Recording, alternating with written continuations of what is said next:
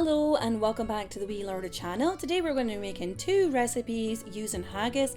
So these are really nice for Burns night. The kids loved it.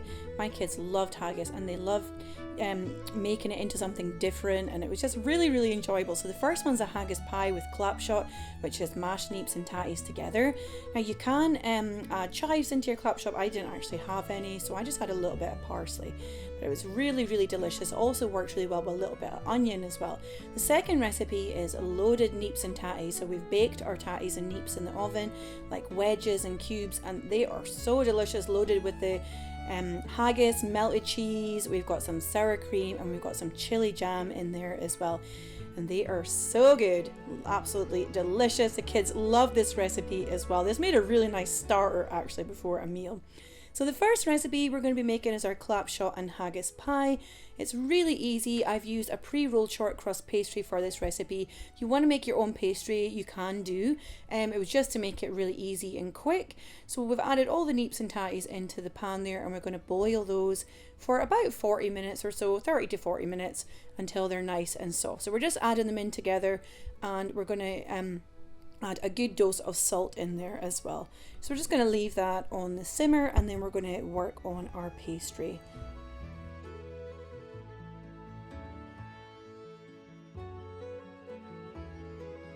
So we're using the Simon Howie haggis here. This isn't a sponsored video at all. It was the only one I could get in the supermarket. So it's approximately 454 grams to be precise actually. So approximately 450 grams. And we're going to pop that in to boil for 45 minutes as per the instructions. So just follow the instructions on your own haggis for whatever you're using. I also love the McSween's one, and of course a really good local haggis from the butcher is always the best as well. So we're going to grease up our pie dish, or our tart tin, whatever you want to call it. This one actually has a popping out bottom, so it makes it easier to get it out of the oven. And we're going to use our pre-rolled short crust pastry.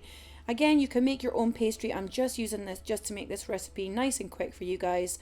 But if you want to make your own pastry, go ahead and do that. Now, we're not actually baking the pastry first before we add in the filling. I found that we didn't really need to. So just to cut out that step of baking it blind, we're just going to add our filling right into here. And the pastry came out nice and crispy as well, so there was no problem there. So we're just going to fit our pastry into the sides here, just make sure that all the areas are covered, and because of the shape I had to cut a little bit out and just stick it on the side just to make sure it was right up all the sides, and we're just going to trim it all off there as well. Now I know it's difficult for some of you to get haggis. I think especially in the States as well, it's quite difficult to get haggis. So if you can't get haggis, I do have a very simple haggis recipe on my YouTube channel. I'll put a link down in the description box below. It just uses liver and oatmeal.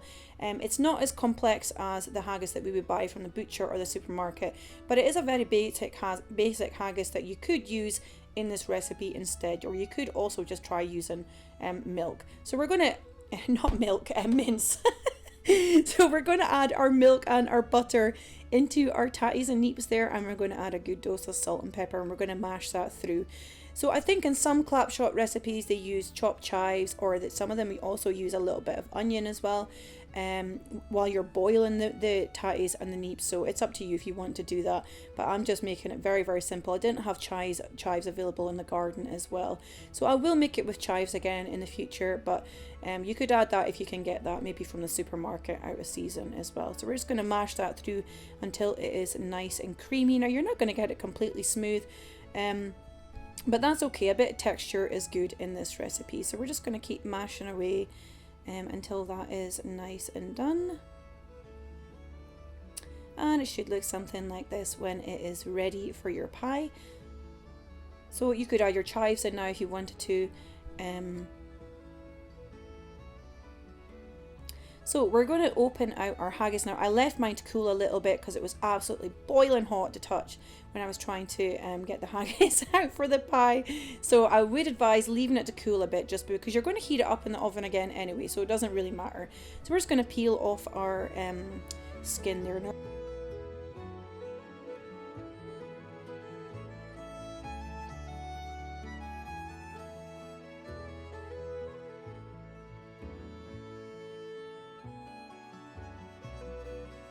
So we're just going to Take all of our haggis out and it should look something like this. Absolutely delicious.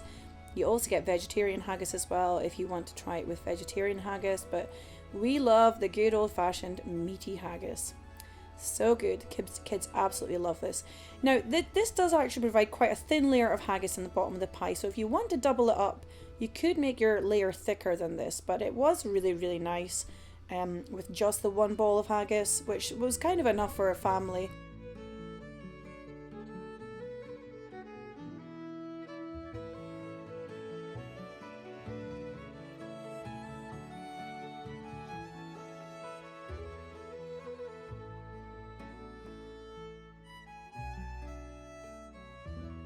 We're just going to add all of our neeps and mashed neeps and tatties in there, and we're just going to use our fork just to go round like this. I just find it gives it a nice crispy edge in the oven, and we're going to be baking this in the oven at 180 fan, and that's a fan oven, and we're going to be cooking it for about 45 minutes, basically just until the pastry is nice and cooked, the cheese is melted on the top, and all the contents are cooked anyway.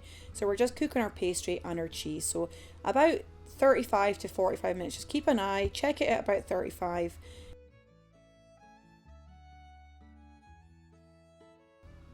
So we're going to pop that in the oven, and after your cooking time it should look lovely like this. All the cheese is melted on the top, it's nice and golden brown, and the pastry is well cooked as well.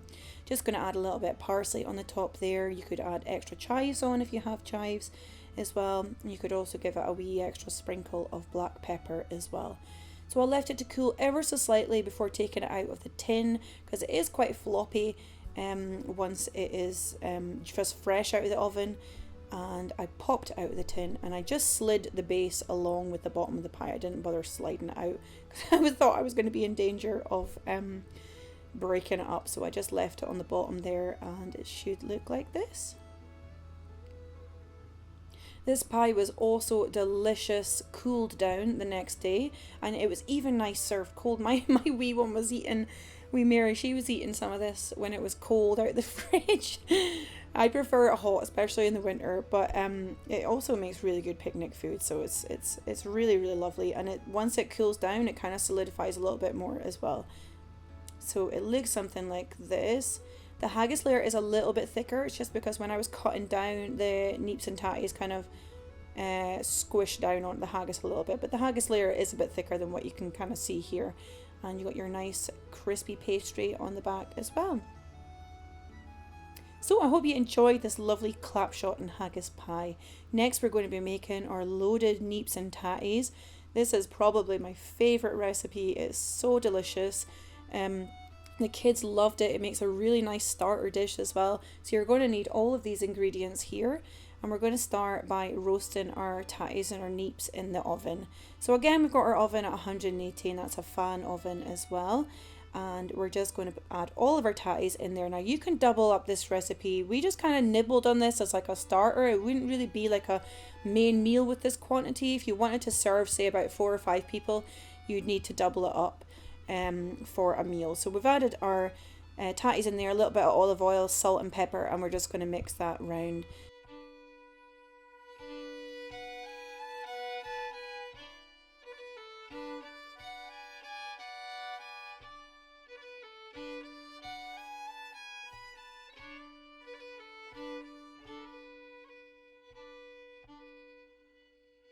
So we're going to pop that in the oven. Now it did take quite a while to get them all nice and crispy, so it was about 40 minutes to an hour. So while that's cooking, we're going to do our neeps as well. So you can cut your neeps into wedges if you want, but I just cut mine into cubes, and I'm just going to mix them around again with some olive oil, salt and pepper, and we're going to pop those into the oven for the same time.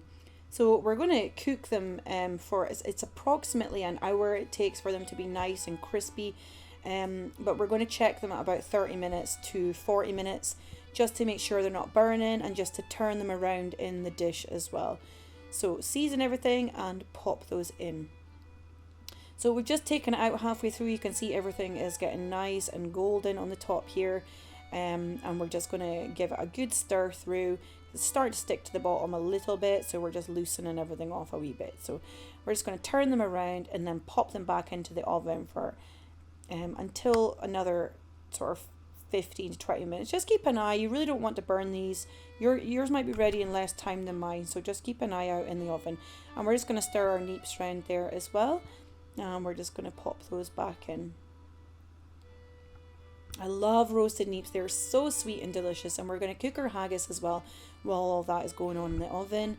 And so again, we're using the same haggis, and we're going to cook it for about 45 minutes in the pan. You can also cook it in the oven as well. So your tatties and neeps should look something like this when they are ready, nice and soft, nice and golden and crispy.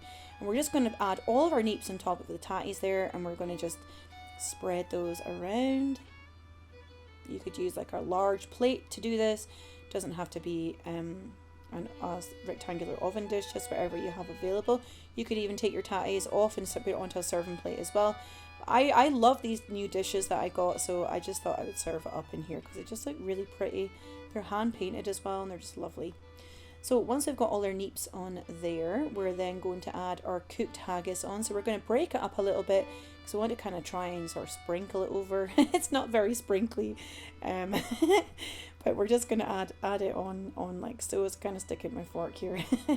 I ended up just using my fingers in the end, so we're just going to like sprinkle it over the top there like so.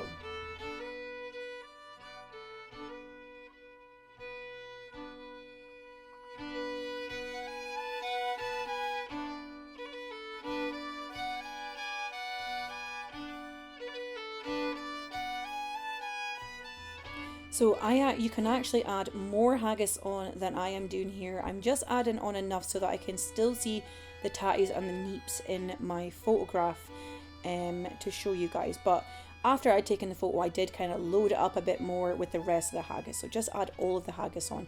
And then you're going to add all of your, as much cheese as you want. There's no specific quantity. But again, I just added a little bit on just so I could see all the ingredients in my photograph. But really, you just want to load this up. So just load up the cheese on the top, and we're going to pop it back into the oven for about 5-10 minutes, just until it is nice and melted on the top. So it should look something like this.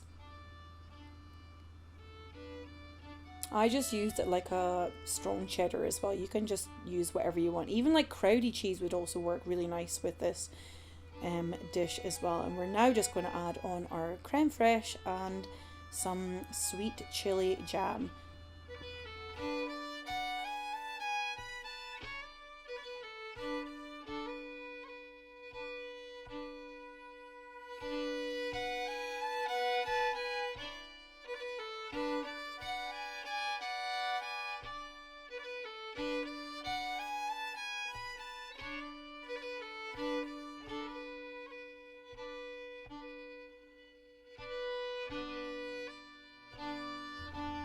So once we have our creme fraiche and our sweet chili jam on the top there, we're then going to sprinkle over some parsley, and that is us ready to serve. You could also add some sliced jalapenos in here as well, some chopped chilies even, but because I'm feeding it to wee Mary, I kind of had to keep it a little bit mild on the spice front. She doesn't mind the sweet chili jam so much, but sliced chilies are a big no-no for her. So I hope you enjoyed making these lovely loaded neeps and tatties, and I hope you have a lovely Burns night as well.